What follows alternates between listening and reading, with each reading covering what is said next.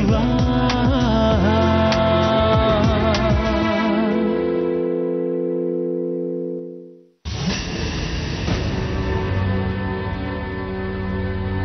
ಇಲ್ಲೇನ್ ಮಾಡ್ತಾ ಇದ್ದೀರಾ? ನೀವು ಹೋಗಿ. ಏನಾಯ್ತು ಸೂರ್ಯ ಅವರೇ? ನನ್ನ ಮೂಡ್ ಸರಿಗಿಲ್ಲ, ನಾನು ಆಮೇಲೆ ನಿಮ್ಮ ಹತ್ರ ಮಾತಾಡ್ತೀನಿ. ಯಾಕೆ ಇಷ್ಟೊಂದು ಕೋಪ ಮಾಡ್ಕೊಂಡಿದ್ದೀರಾ? ಯಾರ ಮೇಲೆ? ನಮ್ಮ ಅಪ್ಪನ ಮೇಲೆ. ಏನಾಯ್ತು? ಶಶಾಂಕ್ಗೆ ಕೆಲಸ ಇರಲಿಲ್ಲ, ಅವ್ರ ಅಪ್ಪನ ಹತ್ರನೂ ಹಣ ಇಲ್ಲ. ಇದ್ದಿದ್ದ ಹಣ ಎಲ್ಲ ಟ್ರೀಟ್ಮೆಂಟ್ಗೆ ಖರ್ಚು ಮಾಡ್ಕೊಂಡಿದ್ದಾರೆ. ಈಗ ಆದಿತ್ಯನ ಹೆಸರಲ್ಲಿ FT ಕೋರ್ಟಲ್ಲಿ ಕೇಸ್ ಹಾಕಕ್ಕೆ ಲಾಯರ್ನ ಹೈರ್ ಮಾಡ್ಕೊಳ್ಳೋದಕ್ಕೆ ದುಡ್ಡು ಎಲ್ಲಿಂದ ಬಂತು ಅಂತ ಯೋಚನೆ ಮಾಡ್ತಿದ್ದೆ. ಈಗ ಅದಕ್ಕೆ ಉತ್ತರ ಸಿಕ್ತು ನನಗೆ. ಶಶಾಂಕ್ ಬೆಂಬಲವಾಗಿ ನಿಂತು ಹಣದ ಸಹಾಯ ಮಾಡ್ತಾ ಇರೋದು ನಮ್ಮ ತಂದೆ.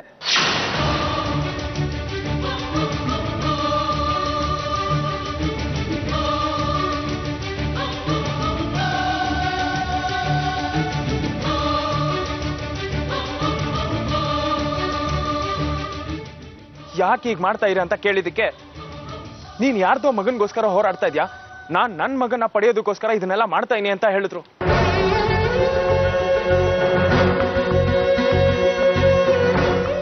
ನನ್ನಿಂದ ನೀವು ತೊಂದರೆ ಸಿಕ್ಕಾಕೊಳ್ಳೋಕ್ಕಾಗಿದೆ.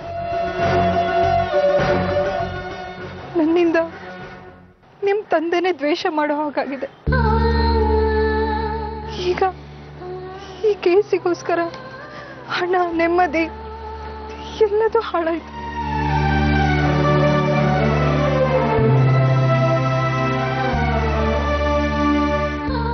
ಯಾಕೆ ಹೀಗೆಲ್ಲ ಮಾತಾಡ್ತಾ ಇರ ಆರ್ತಿಯವರೇ? ನನಗೆ ನೀವು ಆದಿತ್ಯ ಹೊರಗ್ನೋರ. ನಾನು ಇದನ್ನೆಲ್ಲ ಮಾಡ್ತಿರೋದು ನನ್ನ ಮಗನ ಅಧಿಕಾರಕ್ಕೋಸ್ಕರ. ನೀವು ನನ್ನ ಹೆಂಡತಿ, ನಿಮ್ ಕಷ್ಟ ಸುಖದಲ್ಲಿ ಭಾಗಿಯಾಗಿರ್ತೀನಿ ಅಂತ ಮಾತು ಕೊಟ್ಟು ನಿಮ್ಮನ್ನ ಮದುವೆ ಆಗಿದ್ದೀನಿ. ಆದಿ ಜಾಗದಲ್ಲಿ ಸಾಕ್ಷಿ ಇದ್ದಿದ್ರೆ ನಾನು ಇದನ್ನೆಲ್ಲ ಮಾಡ್ತಾ ಇರ್ಲಿಲ್ವಾ? ನನಗೆ ಸಾಕ್ಷಿ ಬೇರೆಲ್ಲ, ಆದಿ ಬೇರೆ ಅಲ್ಲ ಆರ್ತಿಯವರೇ. ಸೂರ್ಯ ಅವರೇ, ನಾನು ಯಾವುದೋ ಜನ್ಮದಲ್ಲಿ ಪುಣ್ಯ ಮಾಡಿದ್ದೆ ಅನ್ಸುತ್ತೆ. ಅದಕ್ಕೆ ಆ ದೇವರು ನನ್ನಿಂದ ಶಶಾಂಕನ ದೂರ ಮಾಡಿ ನಿಮ್ಮನ್ನ ಗಂಡನನ್ನಾಗಿ ಮಾಡಿದ್ದಾನೆ. ನಾನು ನಿಮ್ಮ ಋಣನ ಹೇಗೆ ತೀರಿಸ್ಲಿ?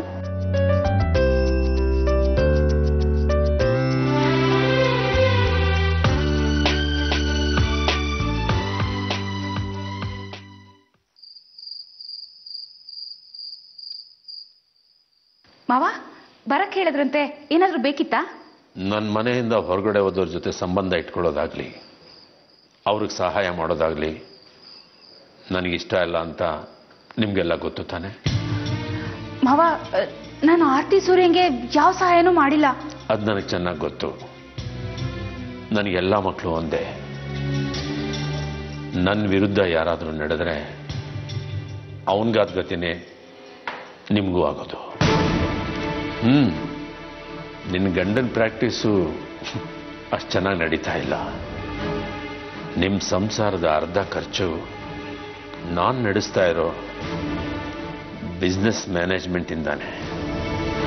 ನಿಮ್ಮ ಮಕ್ಕಳು ವೇದಾಂತ, ವೇದಿಕಾ, ಇವ್ರ ವಿದ್ಯಾಭ್ಯಾಸ, ಮದುವೆ, ಈ ಖರ್ಚುಗಳೆಲ್ಲ ನಿಮ್ಮ ಜವಾಬ್ದಾರಿಯಾಗಿದೆ. ಇದನ್ನೆಲ್ಲ ಗಮನದಲ್ಲಿಟ್ಕೊಂಡು ನೀವೇನೇ ಹೆಜ್ಜೆ ಇಟ್ಟರು ಯೋಚನೆ ಮಾಡಿಡಿ. ಹುಚ್ಚುಚ್ಚು ನಿರ್ಧಾರಗಳನ್ನು ತಗೊಂಡು ಕಾಲ್ ಮೇಲೆ ಕಲ್ಲು ಹಾಕೊಳ್ಳೋಗಿ ಮಾಡ್ಕೋಬೇಡಿ. ನಾನು ಹೇಳಿದ ಮಾತು ನಿನ್ಗೆ ಅರ್ಥವಾಯ್ತು ಅನ್ಕೋತೀನಿ. ಇದನ್ನ ನಿನ್ನ ಗಂಡನಿಗೂ ತಿಳಿಸಿ ಹೇಳು. ಆಮೇಲೆ ನಾನೇನು ಹೇಳಲಿಲ್ಲ ಅಂತ ನನ್ನ ತಪ್ಪು ತಿಳ್ಕೊಬೇಡಿ. ಇನ್ನೇನು ಹೊರಡ್ಬೋದು.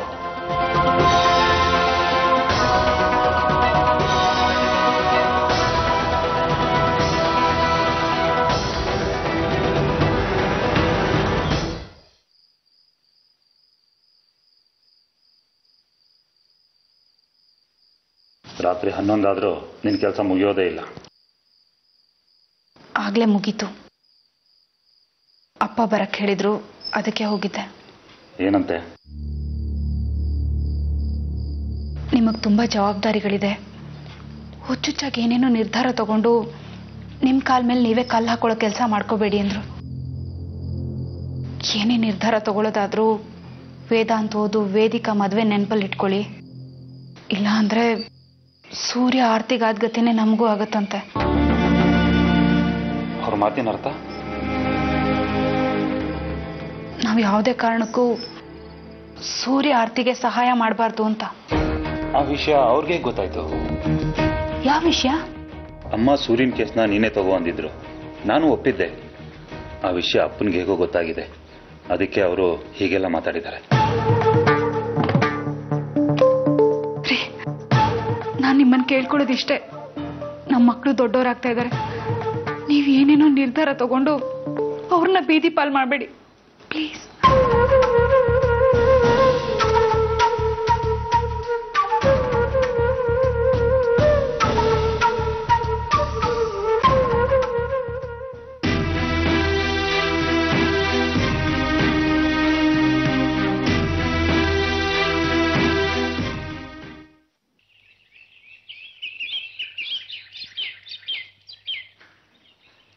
ಸೂರ್ಯ, ಸೂರ್ಯ, ಇಲ್ಲೇ ಯಾಕೆ ನಿಂತಿದ್ಯಾಣ? ಒಳಗ್ ಬಾ. ಇಲ್ಲ, ನನಗೆ ಸ್ವಲ್ಪ ಕೆಲಸ ಇದೆ, ಹೋಗ್ಬೇಕು. ನಾನೇ ನಿನ್ನ ಆಫೀಸ್ ಹತ್ರ ಬರೋಣ ಅನ್ಕೊಂಡಿದ್ದೆ. 10,000 ಅರೇಂಜ್ ಆಗಿದೆ, ಇನ್ ಮಿಕ್ಕಿದ ಅಮೌಂಟು ಅರೇಂಜ್ ಆಗುತ್ತೆ. ಆಗಿದ ತಕ್ಷಣ ನಾನೇ ನಿನ್ ಕೊಟ್ಬಿಡ್ತೀನಿ. ಆರ್ತಿಯವರೇ. ಸೂರ್ಯ, ನಾನು ಹಣಕ್ಕೋಸ್ಕರ ಬರಲಿಲ್ಲ, ನಿನ್ನ ಹತ್ರ ಒಂದು ವಿಷಯ ಮಾತಾಡಬೇಕಿತ್ತು. ಹೇಳಣ. ನಾನು ಮತ್ತೊಂದ್ಸರಿ ಫೈಲ್ನ ಸ್ಟಡಿ ಮಾಡಿದೆ. ಯಾಕೋ ಈ ಕೇಸ್ನ ನನ್ನ ಕೈಯಲ್ಲಿ ನಡ್ಸೋಕ್ಕಾಗಲ್ಲ ಅನ್ನಿಸ್ತಾ ಇದೆ. ಅಲ್ಲ ಬಾಬಾ, ನೆನ್ನೆ ಫೈಲ್ ನೋಡಿದಾಗ ಈ ಕೇಸನ್ನ ಆರಾಮಾಗಿ ಗೆಲ್ಬೋದು ಅಂತ ಹೇಳಿದ್ರಿ. ಅಂದಿದ್ ನಿಜ. ಮತ್ತೆ ಸ್ಟಡಿ ಮಾಡಿದಾಗ ಸ್ಪೆಷಲೈಸ್ ಆಗಿರೋ ಲಾಯರು ಈ ಕೇಸ್ನ ಹ್ಯಾಂಡಲ್ ಮಾಡಿದ್ರೆ ಒಳ್ಳೇದು ಅನ್ನಿಸ್ತು. ಸೂರ್ಯ, ನೀನು ಯೋಚನೆ ಮಾಡಬೇಡ, ಒಳ್ಳೆ ಲಾಯರ್ನ ನಾನು ರೆಫರ್ ಮಾಡ್ತೀನಿ. ಸುತ್ತಿ ಬಳಸಿ ಯಾಕೆ ಮಾತಾಡ್ತೀಯಣ್ಣ? ನೇರವಾಗಿ ಹೇಳು. ಅಪ್ಪ ನಿನಗೆ ಈ ಕೇಸ್ ತಗೋಬೇಡ ಅಂತ ಹೇಳಿದಾರಲ್ವಾ? ಇದಕ್ಕೆ ಯಾಕೋ ಬೇಜಾರು ಮಾಡ್ಕೊಂತೀಯ ಅಣ್ಣ? ಸಾರಿ ಸೂರ್ಯ.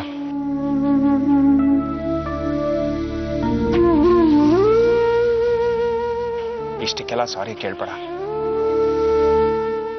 ನೀನೇನು ತಲೆ ಕೆಡ್ಸ್ಕೋಬೇಡ ಅಣ್ಣ. ನಾನು ಬೇರೆ ಲಾಯರ್ನ ಗೊತ್ತು ಮಾಡ್ಕೋತೀನಿ.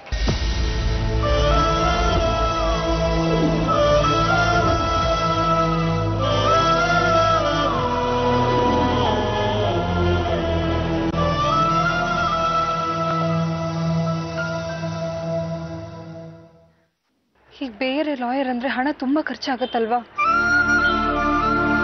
ನೀವೇನು ಯೋಚನೆ ಮಾಡ್ಬಿಡಿ. ನನ್ನ ಫ್ರೆಂಡ್ ಒಬ್ಬ ಲಾಯರ್ ಇದ್ದಾನೆ, ನಾನು ಅವನ ಹತ್ರ ಮಾತಾಡ್ತೀನಿ.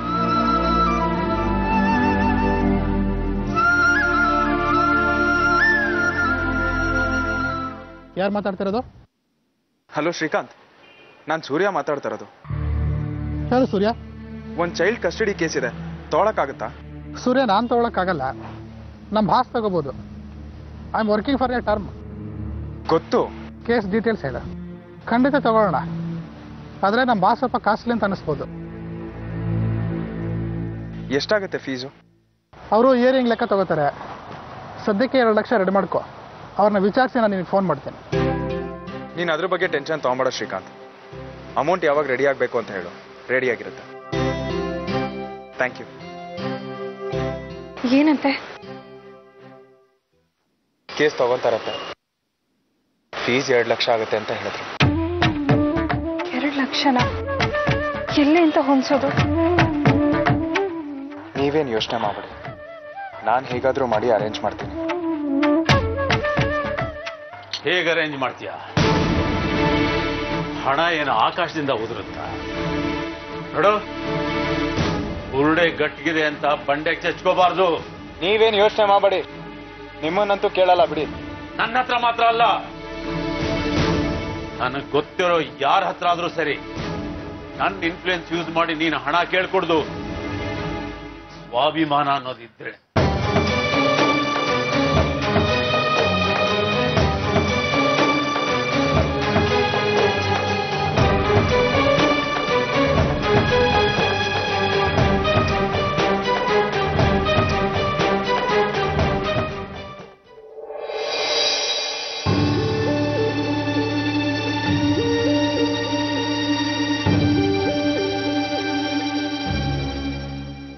ಯಾರು ಬೇಕಾಗಿತ್ತು? ಸೂರ್ಯ ಅವ್ರು ನೋಡ್ಬೇಕಾಗಿತ್ತು. Good morning sir. Oh hello, good morning Surya. Hello sir. Sir 2 lakhs ready ಆಗಿದೆ. ನೆಕ್ಸ್ಟ್ ಅಮೌಂಟ್ ಯಾವಾಗ ತಲುಪಿಸ್ಬೇಕು ಅಂತ ಹೇಳಿ, ನಾನು ಅವಾಗ ತಲುಪಿಸ್ತೀನಿ. ತೊಗೊಳ್ಳಿ. Thank you. Thank you. ನಾನೇನು ಬರ್ತೀನಿ. ಸೂರ್ಯ, ಇಷ್ಟೊಂದು ಹಣ ಎಲ್ಲಿಂದ ಬಂತು? ಯಾಕೆ ಅನುಮಾನನಪ್ಪ? ನಾನು ಅವಾಗಲೇ ಹೇಳಿರಲಿಲ್ಲ, ಹುಟ್ಟಿಸಿದ ದೇವರು ಹುಲ್ಲನ್ನು ಮೇಯಿಸಲ್ಲ. ಶೋಭಾಮ ನಮಗೆ ಸಹಾಯ ಮಾಡಿದ್ರು. ಏನು? ಬೀಗರ ಮುಂದೆ ಕೈ ಚಾಚಿ ನನ್ನ ಮಾನ ಹರಾಜಾಕಿ ಭಿಕ್ಷೆ ಎತ್ತಿದ್ಯಾ ನೀನು? ಈ ಪರಿಸ್ಥಿತಿ ಕಾರಣನೇ ನೀವು. ಕೈ ಒಟ್ಟಿದ್ದೀನಿ ಅಂತ ಯಾಕೆ ಅನ್ಕೊಂತ ಇರಾ? ಸಹಾಯ ಮಾಡಿದ್ದಾರೆ ತಂದೆ ತಾಯಿ ಸ್ಥಾನದಲ್ಲಿ ನಿಂತಿರೋರು. ಅವ್ರು ಸಹಾಯ ಮಾಡೋದನ್ನ ಭಿಕ್ಷೆ ಅಂತ ಯಾಕಂತ ಇರಾ? ಹೆಣ್ ಕೊಟ್ಟವ್ರ ಹತ್ರ ಹಣ ತಗೊಂಡ್ರೆ ಅದನ್ನ ಭಿಕ್ಷೆ ಅಂತಾನೆ ಹೇಳೋದು. ಹೊರಗಡೆ 4 ಜನಕ್ಕೆ ಗೊತ್ತಾದ್ರೆ ನಿನ್ನ ಅವ್ರ ಮನೆ ಗುಲಾಮ ಅಂತ ಕರೀತಾರೆ. ಅವರು ಅವ್ರ ಮಗಳ ಜೀವನ ಸಂತೋಷವಾಗಿರ್ಲಿ ಅಂತ ಸಹಾಯ ಮಾಡ್ತಿದ್ದಾರೆ. ಕಷ್ಟ ಕಾಲಕ್ಕೆ ಆಗೋರ್ನ ಬಂಧುಗಳು ಅನ್ನೋದು. ನನ್ನನ್ನ ಅಭಿಮಾನದಿಂದ ನೋಡ್ತಾರೆ, ನನ್ನ ಕಷ್ಟನ ಅರ್ಥ ಮಾಡ್ಕೊಂಡಿದ್ದಾರೆ. ಅವ್ರು ಮಾಡಿರೋ ಸಹಾಯನ ತಪ್ಪಿದೆ ಅಂತ ಯಾಕಂತ ಇರ ನೀವು? ನೋಡಿದ್ಯಾ, ಒಂದು ದಿನಾನು ಜೀವನದಲ್ಲಿ ನನ್ನ ಮುಂದೆ ಕೈ ಚಾಚಲಿಲ್ಲ ನನ್ನ ಮಗ. ಆದ್ರೆ ಇವತ್ತು ನಿನಗೋಸ್ಕರ ಬೀಗರ ಮುಂದೆ ಕೈ ಚಾಚಿದಾನೆ. ಆರ್ತಿ ಅವರು ನನ್ನ ಹೆಂಡತಿ, ಈ ಮನೆ ಸೊಸೆ. ಇವಳನ್ನ ಸೊಸೆ ಅಂತ ಹೇಳ್ಕೊಳಕ್ಕೆ ನನ್ನ ನಾಚಿಕೆ ಆಗುತ್ತೆ. ಅಪ್ಪ, ಅವ್ರು ನನ್ನ ಅಪ್ಪ ಅಮ್ಮ ತಮ್ಮ ಮೊಮ್ಮಗಗೆ ಸಹಾಯ ಮಾಡ್ತಾ ಇದ್ದಾರೆ. ಹಾಗೆ ನೋಡಿದ್ರೆ ನಿಮಗೂ ಶಶಾಂಕಕ್ಕೂ ಯಾವ ಸಂಬಂಧನೂ ಇಲ್ಲ. ಆದ್ರೂ ನೀವು ಅವನಿಗೆ ಹೆಲ್ಪ್ ಮಾಡ್ತಿಲ್ವಾ? ಆರ್ತಿ, ಯಾರ ಹತ್ರ ಏನ್ ಮಾತಾಡ್ತಿದ್ದೆ ಅಂತ ಜ್ಞಾನ ಇದೆ ತಾನೆ? ನಾನು ಅನಾಥೆ. ನನ್ನ ಅತ್ತೆ ಮಾವನ ನನ್ನ ತಂದೆ ತಾಯಿ ಸ್ಥಾನದಲ್ಲಿ ನೋಡ್ತೀನಿ. ನಿಮಗೆ ಅವಮಾನ ಮಾಡಬೇಕು, ನಿಮಗೆ ದುಃಖ ಕೊಡ್ಬೇಕು ಅನ್ನೋ ಉದ್ದೇಶ ನನಗಿಲ್ಲ ಅಪ್ಪ. ನಾನು ಯಾವತ್ತೂ ಆ ಥರ ಯೋಚಿಸ್ತೋಳೆ ಅಲ್ಲ. ಹಠಕ್ಕೆ ಬಿದ್ದವ್ರ ಹತ್ರ ಮಾತಾಡಿ ಪ್ರಯೋಜನ ಇಲ್ಲ ಆರ್ತಿಯವ್ರೆ. ನನಗೂ ನಿಮ್ಗೂ ಸಂಬಂಧ ಇಲ್ಲ ಅಂತ ಹೇಳಿ ನಮ್ಮನ್ನ ಹೊರಗಡೆ ಇಟ್ಮೇಲೆ ನಮ್ಮ ಬಗ್ಗೆ ಯಾಕೆ ಯೋಚನೆ ಮಾಡ್ತಾ ಇರಾ? ನಿಮ್ಮ ಹತ್ರ ಕೈ ಒಟ್ಟಿಲ್ಲ, ನಮ್ಮ ದಾರಿ ನಾವೇ ನೋಡ್ಕೊಂತಾ ಇದೀವಿ, ಅದಕ್ಕೆ ಈ ತರ ಎಲ್ಲ ಮಾತಾಡ್ತಾ ಇರಾ? ನೋಡಿ, ಬೇಡದೇ ಇರೋದನ್ನೆಲ್ಲ ತಲೆ ಕೆಡಿಸ್ಕೊಂಡು ನಿಮ್ಮ ಆರೋಗ್ಯನ ಹಾಳು ಮಾಡ್ಕೋಬೇಡಿ. ನಮ್ಮ ನೆಮ್ಮದಿನೂ ಹಾಳು ಮಾಡಬೇಡಿ. ಬನ್ನಿ ಆರ್ತಿಯವ್ರೆ.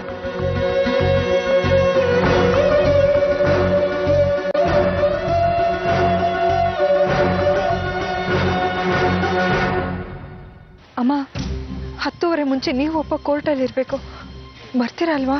ಹಾ ಆರ್ತಿ, ನಾನ್ ರೆಡಿ ಆಗಿದ್ದೀನಿ ಕಡೆ. ನಿಮ್ಮ ಅಪ್ಪ ರೆಡಿ ಆಗ್ತಿದ್ದಾರೆ, ಇಬ್ರು ಬರ್ತಾ ಇದೀವಿ. ಅಮ್ಮ, ಅದು ಯಾಕೆ ಇನ್ನೂ ಅನುಮಾನನಾ? ನಾವ್ ಹೇಳಿಲ್ವಾ ನಾವು ನಿನಗೆ ಸಪೋರ್ಟ್ ಮಾಡೋದು ಅಂತ? ನನಗೆ ನಿಮ್ಮೇಲೆ ಅನುಮಾನ ಇಲ್ಲ ಅಮ್ಮ. ಅಪ್ಪ ಏನ್ ಮಾಡ್ತಾರೆ ಏನು ಅಂತ. ಅಲ್ವೇ, ನಿನ್ ಮುಂದೆನೆ ನಿಮ್ಮಪ್ಪ ನಿನ್ಗೆ ಸಪೋರ್ಟ್ ಮಾಡೋದು ಅಂತ ಹೇಳಿದಾರಲ್ವಾ, ಮತ್ತು ಯಾಕೆ ಅನುಮಾನ? ಅಮ್ಮ, ಶಶಾಂಕ್ ಮನೆಗೆ ಬಂದಾಗ್ಲಿಂದ ಅವನಿಗೆ ಅಪ್ಪ ಕೊಂದಲ್ಲ ಒಂದು ಕಾರಣಕ್ಕೆ ಸಪೋರ್ಟ್ ಮಾಡ್ತಾನೆ ಇದ್ದಾರೆ. ನನಗೇನೋ ಸಪೋರ್ಟ್ ಮಾಡ್ತೀನಿ ಅಂತ ಹೇಳಿದ್ದಾರೆ. ಆದ್ರೆ ಕೊನೆ ಕ್ಷಣದಲ್ಲಿ ಅಪ್ಪ ಏನಾದ್ರೂ ಮನ್ಸು ಬದಲಾಯಿಸ್ಬಿಟ್ರೆ? ನೋಡೆ, ಬೇರೆ ವಿಷಯದಲ್ಲಿ ಅವ್ರು ಅವನಿಗೆ ಸಪೋರ್ಟ್ ಮಾಡಿರ್ಬೋದು, ಆದ್ರೆ ನಿನ್ ವಿಷಯದಲ್ಲಿ ಖಂಡಿತ ಅನ್ಯಾಯ ಮಾಡಲ್ಲ ಕಣೆ. ಆದಿತ್ಯನ ನಿನ್ನಿಂದ ಬೇರೆ ಮಾಡಕ್ಕೆ ಸಾಧ್ಯನೇ ಇಲ್ಲ. ನಿಶ್ಚಿಂತೆಯಾಗಿರೋ. ನೀವು ಅಪ್ಪ ನನ್ನ ಪರವಾಗಿ ಹೇಳಿಕೆ ಕೊಟ್ರೆ ನಮ್ ವಾದ ಬಲವಾಗಿರುತ್ತಮ್ಮ. ನಿಮ್ಮಿಬ್ರಲ್ಲಿ ಯಾರು ಒಬ್ರು ನನ್ನ ವಿರುದ್ಧವಾಗಿ ಹೇಳಿಕೆ ಕೊಟ್ರೆ ನನ್ನ ಮಗ ನನ್ನಿಂದ ದೂರ ಆಗಿ ಹೋಗ್ತಾನಮ್ಮ. ಅದಕ್ಕೆ ಇನ್ನೊಂದ್ಸರಿ ಅಪ್ಪನ ಹತ್ರ ಮಾತಾಡಿ, ಇಲ್ಲಾಂದ್ರೆ ನಾನು ಅವ್ರ ಹತ್ರ ಮಾತಾಡ್ತೀನಿ. ಅಯ್ಯೋ ಬೇಡ ಕಡೆ, ನಾನು ಅವ್ರ ಹತ್ರ ಮಾತಾಡಿದ್ದೀನಿ, ನೀನ್ ಅದ್ರ ಬಗ್ಗೆ ಯೋಚನೆ ಮಾಡ್ಬೇಡ. ಅಷ್ಟಾದ್ರೆ ಸಾಕಮ್ಮ, ನಾನ್ ಜೀವನ ಪೂರ್ತಿ ನಾನು ನಿಮ್ ಋಣಿಯಾಗಿರ್ತೀನಿ. ಹುಚ್ಚುಡ್ಗಿ ಏನೇನೋ ಮಾತಾಡ್ತಾಳೆ. ಸರಿ, ನಾನು ನಿಮ್ಮಪ್ಪ ರೆಡಿ ಆದ್ರೆ ಅಂತ ನೋಡ್ತೀನಿ. ಕೋರ್ಟ್ ಹತ್ರ ಸಿಗೋಣ. ಹಾ ಸರಿಮ್ಮ.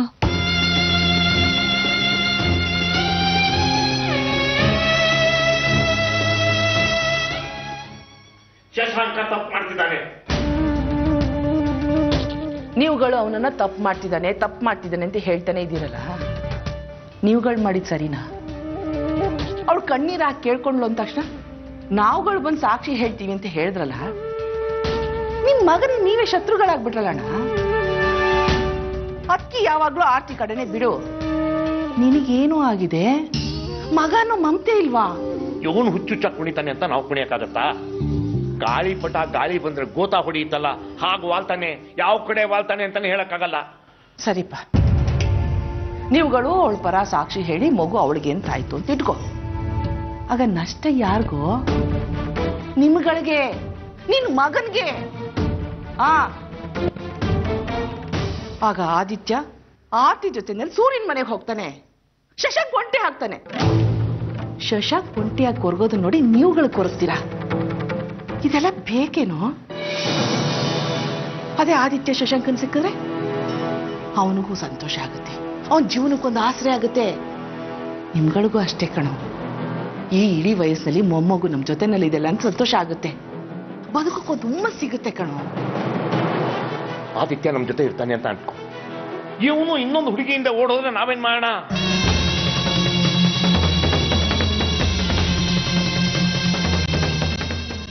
ಆರ್ತಿನ್ ಬೇರೆ ನಿಷ್ಠೂರ ಕಟ್ಕೊಂಡಿದೀವಿ, ಆದಿತ್ಯ ನಮ್ಮ ಜೊತೆಗೆ ಇರ್ತಾನೆ.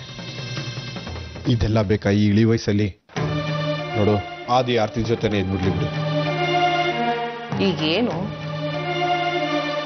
ಶಶಾಂಕ್ನ ನಿಮ್ ಕೈಯಿಂದ ನಂಬಕ್ಕಾಗ್ತಿಲ್ಲ ಅಷ್ಟೇ ತಾನೆ? ಅವನ ಒಪ್ಸೋ ಜವಾಬ್ದಾರಿ ನಂದು ಕಣೋ.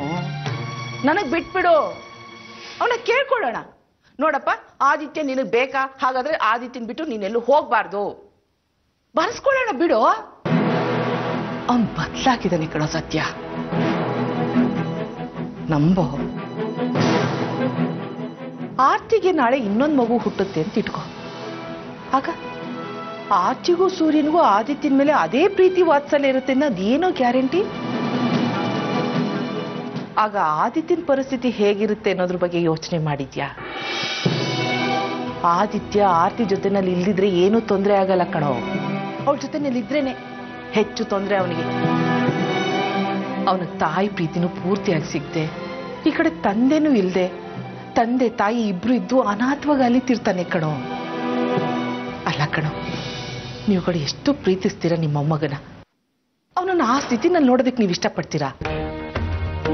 ಇದನ್ನೆಲ್ಲ ಯೋಚನೆ ಮಾಡಿ ನೀನು ಒಂದು ಒಳ್ಳೆ ನಿರ್ಧಾರ ತಗೋತೀಯ ಅನ್ಕೊಂಡಿದ್ದೀನಿ. ಸರಿ, ಯೋಚನೆ ಮಾಡ್ತೀನಿ.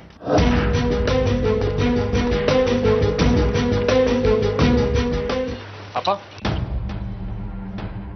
ನಾವು ಕೋರ್ಟಿಗೆ ಹೊರಡ್ತಾ ಇದೀವಿ. ಆರ್ತಿ, ಈಗ ನಿನಗೆ ಸಂತೋಷ ಆಯ್ತಾ? ಅಂತೂ ನನ್ನ ಮನೆ ಹೊಡೆಯೋ ಪ್ರತಿಜ್ಞೆ ಮಾಡಿದ್ಯಾ ಅಲ್ವಾ? ನಾನು ಯಾಕೆ ಹೀಗೆಲ್ಲ ಮಾಡ್ಲಿ? ಈಗಾಗಲೇ ನನ್ನ ಮಗನ ನನ್ನಿಂದ ದೂರ ಮಾಡಿದ್ಯಾ.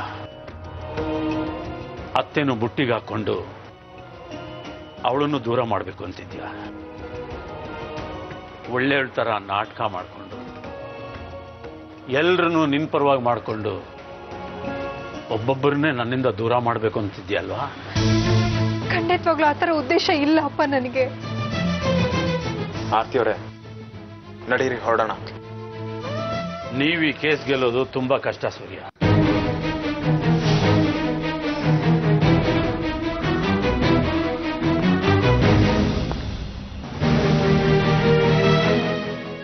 ಸಮುದ್ರಕ್ಕೆ ನೀರು ಎತ್ತಾಗ್ದಾಗಿದೆ ನಿಮ್ ಪ್ರಯತ್ನ.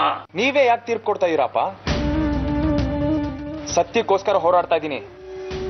ಅಮ್ಮ ಮಗು ಬೇರೆ ಆಗ್ಬಾರ್ದು ಅನ್ನೋದೇ ನನ್ನ ಉದ್ದೇಶ.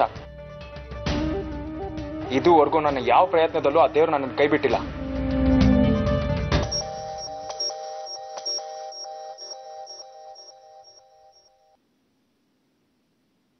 ಹೇಳಿ ಶಶಾಂಕ್,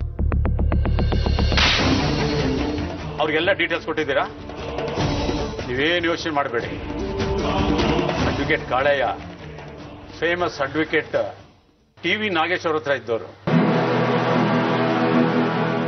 ಇವತ್ತಿನವರೆಗೂ ಅವರು ಹ್ಯಾಂಡಲ್ ಮಾಡಿರೋ ಯಾವ ಕೇಸ್ನೂ ಸೋತಿಲ್ಲ. ಈ ಕೇಸ್ನಲ್ಲೂ ಅವ್ರು ಸೋಲೋ ಚಾನ್ಸೇ ಇಲ್ಲ. ಗೆಲುವು ನಿಮ್ದೆ.